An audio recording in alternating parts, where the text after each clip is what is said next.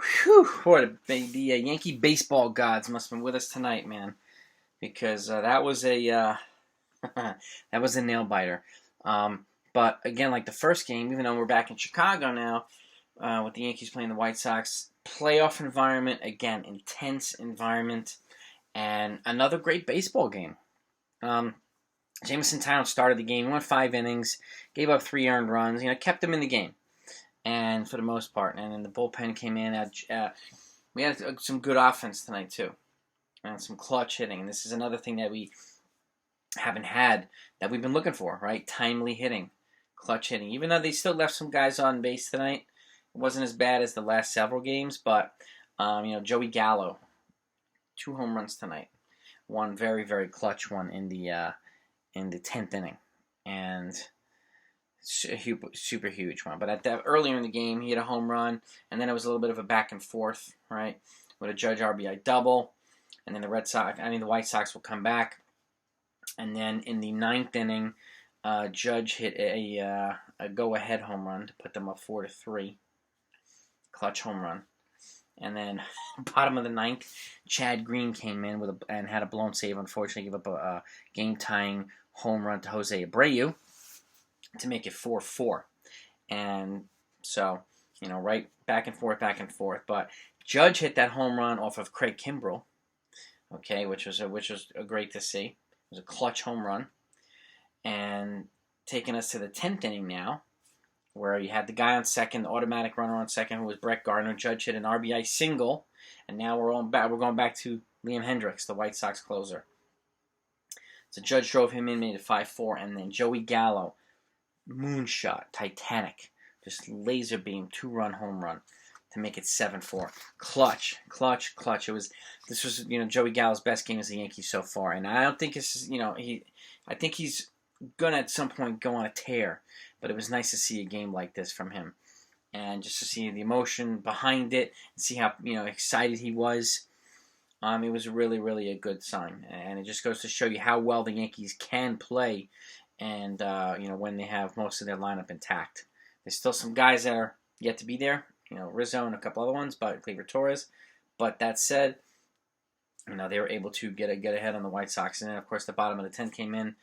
It was a run on second.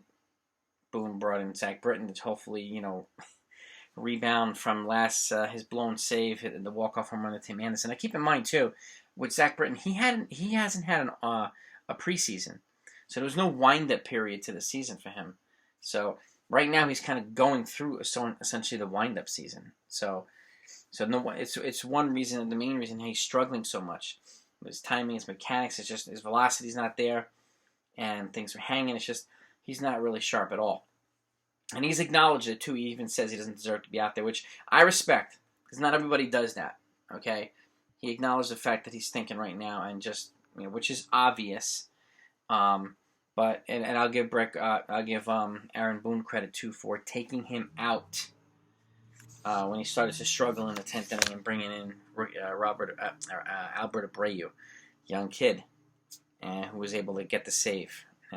They did give up a run to make it 7-5, but Abreu came in and got the necessary 2 outs that were needed to finish the save, which saved Britton, got him off the hook because there were 2 guys still on base at that point, and so it was a good. And it felt like another walk-off situation for the White Sox, and I was just like, oh God, no, not again.